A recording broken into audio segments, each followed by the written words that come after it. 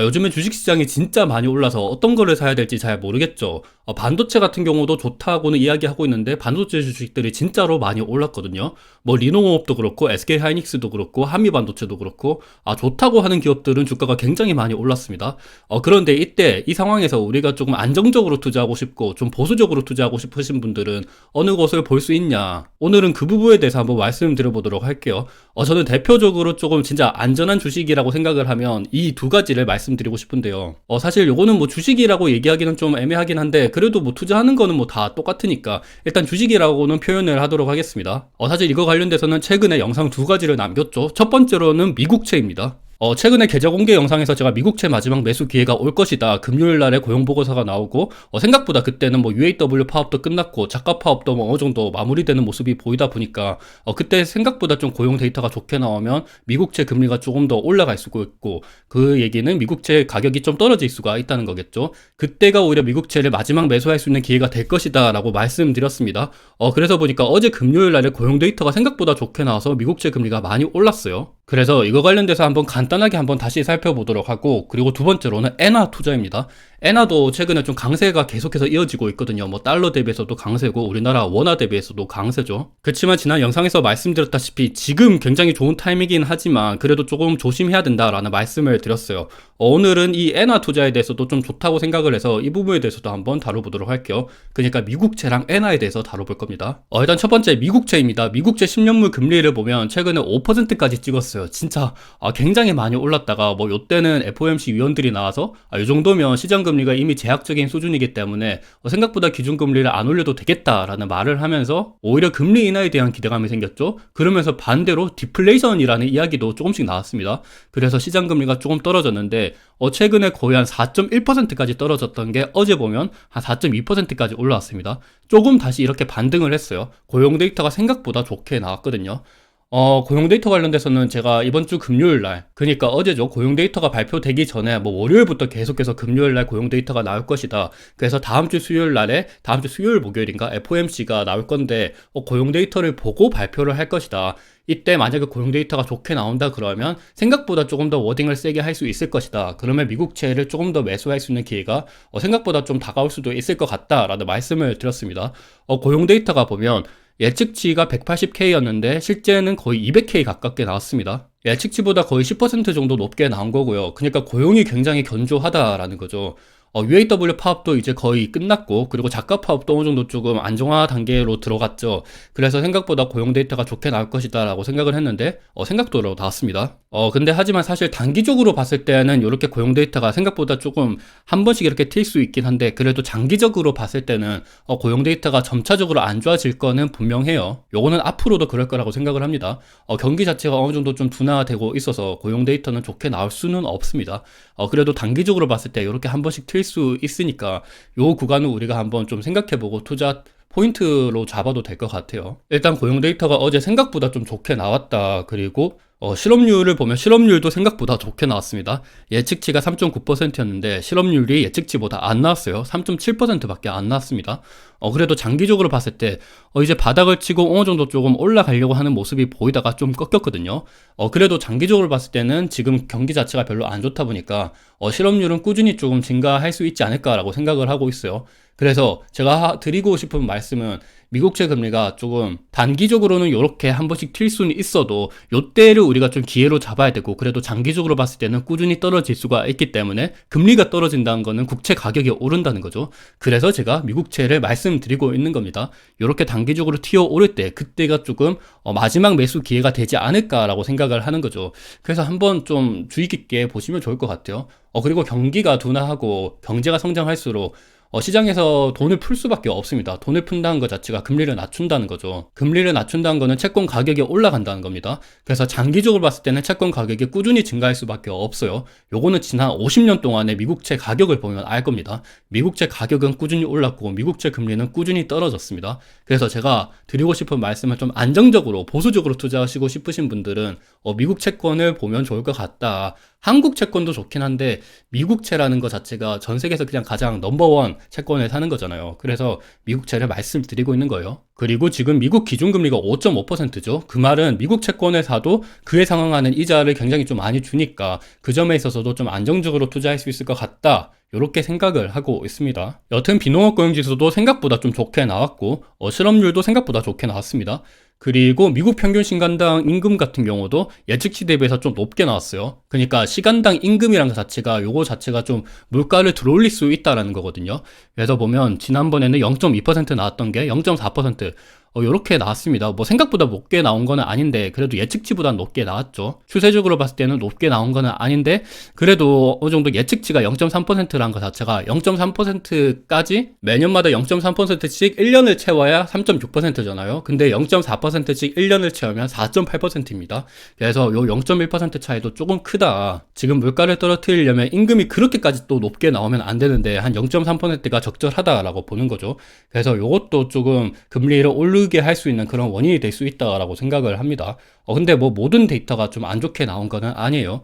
미국 미시간대 인플레이션 기대치 같은 경우는 예측치보다 이렇게 좀 많이 떨어지게 나왔습니다. 1년 뒤 인플레이션 기대치 같은 경우가 4.3% 예상을 했는데 3.1% 나왔어요. 그리고 5년 인플레이션 예상 같은 경우도 3.1%였는데 2.8%, 0.3% 좀 안 나왔습니다. 근데 이 데이터도 좋긴 한데 요거는 미시간대 인플레이션, 그러니까 뭐 1년 뒤, 5년 뒤를 예측하는 건데 근데 지금 당장의 고용 데이터가 조금 더 중요하죠. 그래서 금리 같은 경우는 이렇게 조금 떨어지다가 일시간에 좀 오르는 모습을 보이고 있습니다. 비농업 고용지수 같은 경우를 좀 세부적으로 한번 살펴보면 이번에 비농업 고용지수가 생각보다 좋게 나왔는데 어떤 점이 좀 좋게 나왔을까 요거를 한번 살펴보면 토탈 프라이빗, 그러니까 민간 고용이죠. 민간 고용 쪽에서 85였던 게 150, 그 중에서도 제조업이 많이 늘어났어요. 제조업이 전월에 마이너스 35였던 게 이번에 28까지 올라왔습니다. 왜 전월에 마이너스 35였지 보시면 듀러블 굿즈라 그러죠. 이거는 내구재죠. 그리고 그 중에서 또 모터 비클 앤 파츠, 요거는 자동차 뭐 제조 뭐 부품 그런 쪽입니다. 마이너스 32였던 게 30까지 올라갔어요. 요게 전월에 마이너스 32, 마이너스 34 이렇게 찍혔다는 것 자체가 UAW 파업에 대한 영향이 좀 컸었거든요. 그래서 제가 월요일부터 계속 말씀드렸던 겁니다. UAW 파업이 이제 어느 정도 좀 잠잠해졌기 때문에 이번 달에는 고용 데이터가 생각보다 좋게 나올 수도 있다. 그러면 미국채 금리가 조금 생각보다 조금 들릴 수 있기 때문에 요거를 좀 바라보고 투자처로 투자 포인트로 잡으면 좋지 않을까라고 계속해서 말씀을 드렸던 겁니다.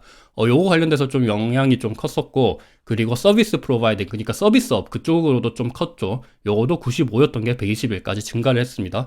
대표적으로 보면 인포메이션 마이너스 19에서 10까지 증가를 했고, 그리고 프라이빗 에듀케이션 앤 헬스 서비스 요거도 83에서 99, 뭐 헬스케어 소셜 어시스턴스 이런 쪽으로 늘어났죠. 요거는 뭐 작가 파업이나 뭐 그런 쪽으로 조금 영향이 있지 않을까. 그리고 뭐 서비스업, 레저 뭐 이런 쪽으로도 일시적으로 좀 증가를 할 수 있었기 때문에 그런 영향이 좀 있는 것 같습니다. 정부 고용 같은 경우는 65에서 49 이렇게 감소를 했습니다. 근데 좀 가장 큰 영향을 줬던 거는 UAW 파업인 것 같습니다. 마이너스 35였던 게 28까지 증가를 했기 때문에 거의 한 50? 요 정도 증가를 많이 했네요. 확실히 전월보다는 이번 달에 고용 데이터는 좋게 나왔습니다. 근데 이제 다음 달은 생각해보면 이제 UAW 파업도 끝났죠. 그래서 다음 달은 고용 데이터가 또 안 좋게 나올 수가 있습니다. 그때는 미국채 금리가 또 떨어질 수가 있거든요.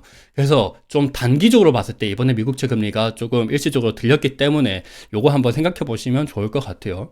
그래서 고용 데이터가 생각보다 좋게 나오니까 12월 8일 고용 데이터 발표 전에 내년 3월 달에 금리를 낮출 것이다 라고 채권 투자자들은 그렇게 배팅을 하고 있었습니다. 5.5%였던 기준금리를 5.25%까지 0.25% 내년 3월 20일 날 그때 FOMC에서 낮출 것이다 라고 예상을 하고 있었어요.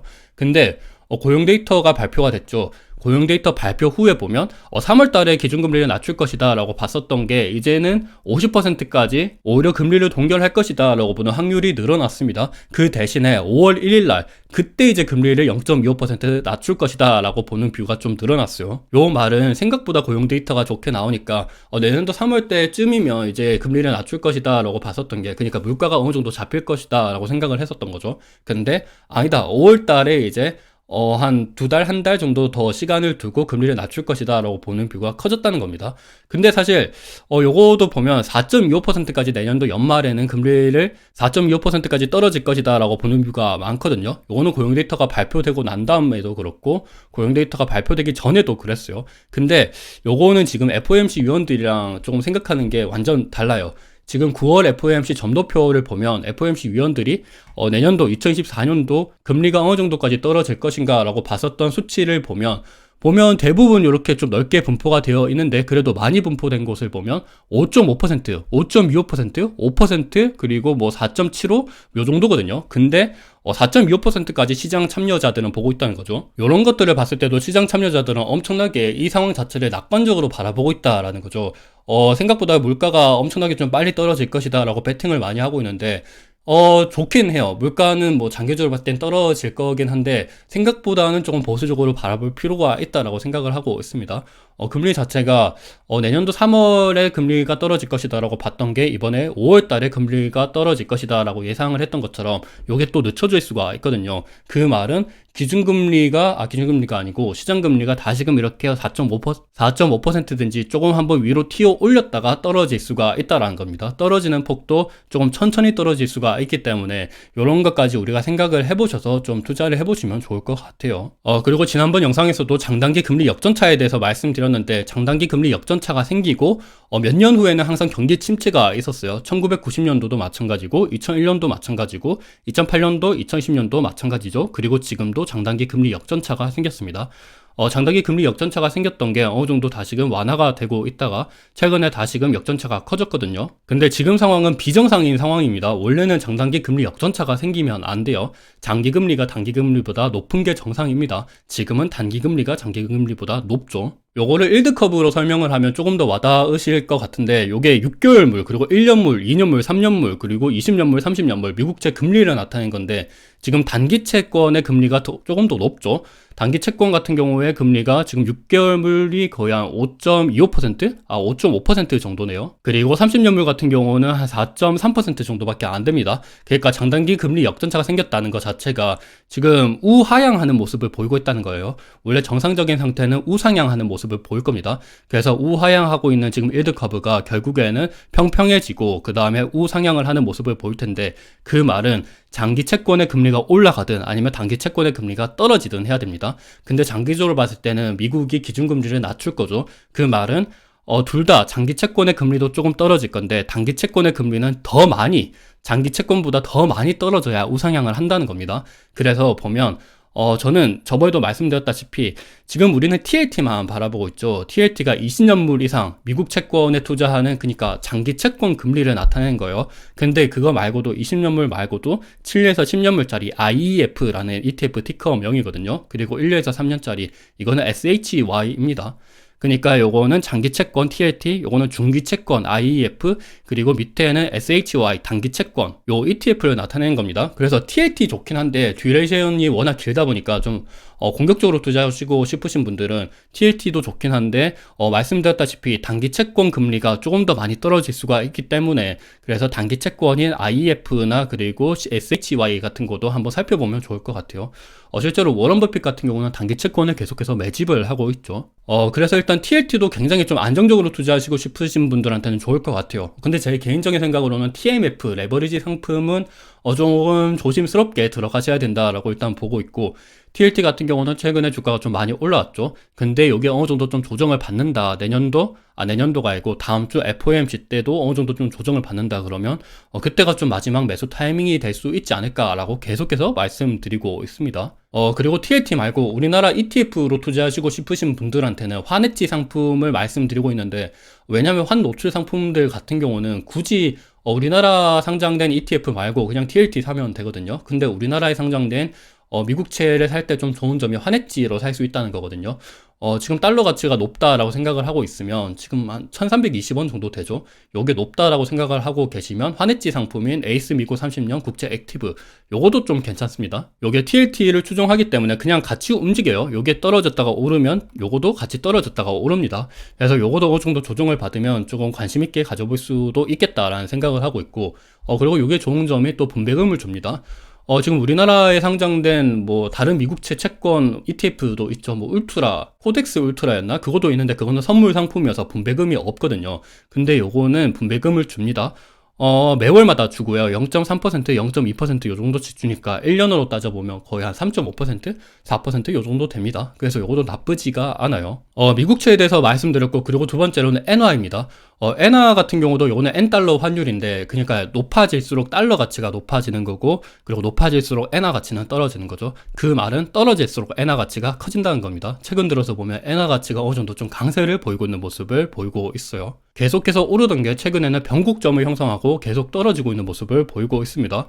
요거는 원엔 환율도 마찬가지예요. 요거는 올라갈수록 엔화 가치가 올라간다는 건데, 지금 엔화 가치가 계속해서 약세였던 게 최근 들어서는 좀 흐름이 바뀌고 있는 모습을 보이고 있습니다.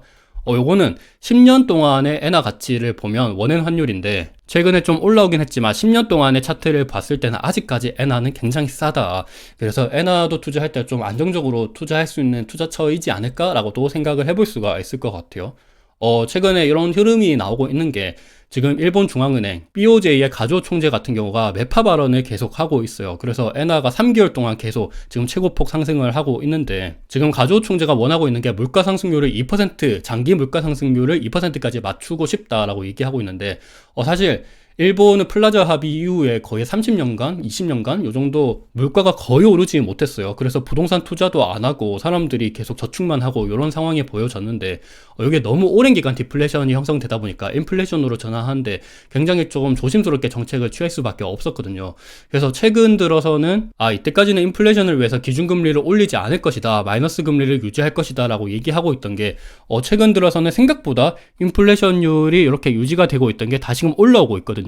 그래서 한 5%, 한 4.8% 이 정도까지 올라왔죠. 금리를 낮게 유지하면 수출 기업들한테는 좋긴 하지만 물가를 오를 수 있게 하는 그런 요인이 될 수도 있기 때문에, 근데 생각보다 지금 물가가 잘 올라오고 있어서 그래서 물가 2% 목표 실현 가능성이 점점 높아지고 있다, 이런 이야기가 나오고 있으니까 기준금리를 올릴 수도 있겠다라고 보고 있는 거죠. 그래서 엔화 가치가 이렇게 오르고 있는 겁니다.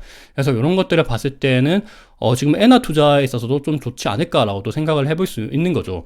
지금 10년 동안의 가격을 보더라도 엔화가 확실히 싸긴 하거든요. 그래서 이것도 한번 관심 있게 보시면 좋을 것 같아요. 일본의 기준금리 추이를 보면 거의 2000년도부터 해서 기준금리가 0%에 붙었죠. 그리고 2015년도 요때쯤은 일본의 기준금리가 마이너스로 진입을 했습니다. 마이너스 0.25%죠, 지금도. 그래서 마이너스 0.25%인 게 0%까지 조금만 오른다 그러더라도 일본 엔화 가치가 굉장히 많이 오를 수가 있어서 요 점도 우리가 한번 주의 깊게 보시면 좋을 것 같아요. 근데 확실히 엔화 투자에 있어서는 조금 주의하실 필요가 있어요. 일본 GDP 대비 정부 부채를 보면 지금 정부 부채가 가장 많은 국가죠. 거의 지금 한 260% 정도 됩니다. 플라자 합의 이후에 일본이 장기간 디플레이션에 빠지다 보니까 돈을 굉장히 많이 풀었어요. 지금도 마찬가지죠. 돈을 진짜 무한정 양적 완화하다시피 계속 하고 있는데, 지금 유럽도 그렇고 미국도 그렇고 돈을 계속 걷어들이고 있는데 일본은 계속 돈을 풀고 있습니다. 그 말은 정부 부채가 너무 높아서 금리가 또 오르면 이게 이자 비용 부담이 생기잖아요. 그래서 금리가 너무 높게 올라간다, 엔화 가치가 너무 높게 올라갈 것이다 라고 크게 베팅하는 거는 조금 조심할 필요도 있다고 생각을 해요. 그래서 지금 투자 타이밍은 좋다고 생각하는데 어느 정도는 좀 보수적으로 바라보는 게 좋지 않을까. 그러니까 포트폴리오의 한 10% 요 정도 엔화 가져가는 거는 괜찮다라고 생각을 하고 있어요. 그리고 요거를 보더라도 하실 텐데, 일본이랑 미국의 M2 광의 통화량입니다. 여기에 파란색이 일본의 M2 광의 통화량이고 까만색이 미국의 M2 광의 통화량입니다. 지금 미국 같은 경우는 2020년도 코로나 때 돈을 굉장히 많이 풀었다가, 일본도 마찬가지였죠, 그때. 근데 지금 돈을 계속 걷어들이고 있는 상태입니다. 일본 같은 경우는 돈을 계속 시중에 유통하고 있어요. 계속 풀고 있어요. 미국 같은 경우는 돈을 워낙 많이 풀었다 보니까 인플레이션을 잡기 위해서 돈을 걷어들이고 있는데, 사실 요거를 한 방에 진짜 막 이렇게 수직적으로 낮추면 안 돼요. 그러면 경기가 완전 박살나기 때문에 그러면 안 되고 천천히 낮춰야 되는데, 지금 추이를 보면 이게 굉장히 조금 어느 정도 조금 증가하고 있던 게 기울기가 가팔라졌거든요. 요 기울기를 맞추려면 그래도 어느 정도 한 2025년도, 2024년도 후반 그 정도까지는 계속 긴축을 해야 됩니다. 그러니까 천천히 긴축을 해야 된다는 건데, 미국이 긴축을 하면 할수록 미국 달러 가치가 높아진다는 거니까 기준금리를 조금 낮추더라도 그래도 고금리가 유지거든요. 그래서 이런 것들을 봤을 때는 일본 엔화 가치도 달러 대비해서 상대적인 통화니까 미국이 계속 기준금리를 조금만 낮추던지 계속 제약적인 금리 상태를 유지한다 그러면 엔화 가치가 생각보다는 많이 못 오를 수도 있겠다라는 생각을 하셔야 됩니다. 그리고 일본 같은 경우가 장기 디플레이션인 나라였기 때문에 기준금리를 그렇게까지 또 많이 못 올릴 거예요.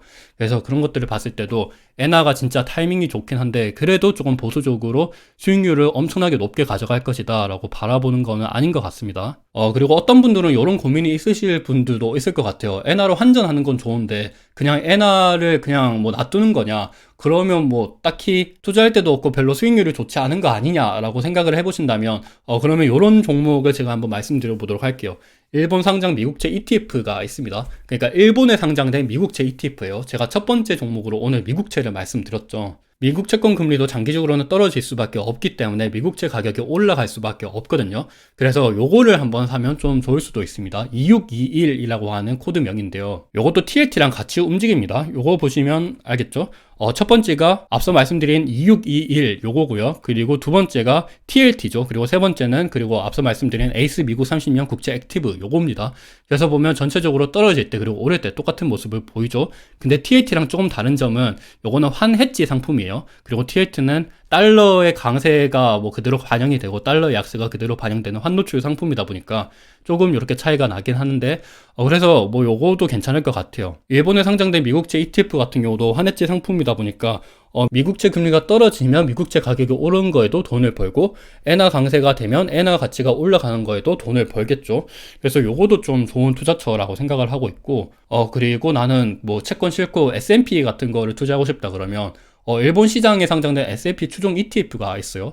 우리나라에 상장된 S&P 추종 ETF 그런 것도 있잖아요. 뭐 코덱스 ETF 이런 것도 있는데 미국도 일본도 마찬가지입니다. 요거는 코드명이 2563이에요. 요거도 보면 첫 번째가 2563 일본에 상장된 S&P 추종 ETF고요. 그리고 두 번째는 SPY입니다. 그리고 세 번째로는 우리나라 상장된 미국 S&P 500 ETF죠.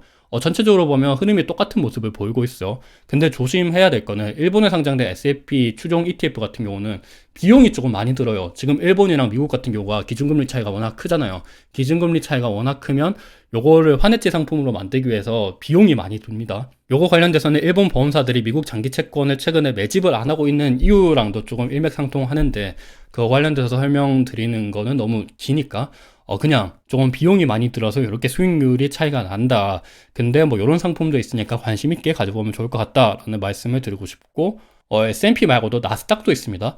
나스닥 같은 경우도 2569인데요. 요거는 첫 번째 2569이고 그리고 두 번째는 QQQ입니다. 그리고 세 번째로는 우리나라 증시에 상장된 미국 나스닥 ETF입니다. 전체적으로 보면 이렇게 수익률이 딱 똑같은 흐름을 보이고 있어요. 오를 때 떨어질 때 그리고 오를 때 똑같은 흐름을 보이고 있죠. 요거도 비용이 조금 발생하다 보니까 이렇게 차이가 나는 건데 그래도 뭐 나스닥을 사고 싶다. 일본 엔화를 그냥 통장에 가만히 놔두는 것보다 어떤가에 뭐 투자하고 싶다. 이러면 2569도 괜찮습니다. 그래서 오늘은 좀 안정적으로 투자하시고 싶으신 분들한테는 딱 두 종목을 말씀드렸는데 첫 번째로는 미국 채권입니다. 그리고 두 번째로는 엔화예요. 그래서 요거 관련돼서는 뭐 어느 정도 조금 더 공부하시고 투자해 보시면 좋을 것 같습니다. 오늘 영상이 어느 정도 도움이 되셨으면 좋을 것 같아요.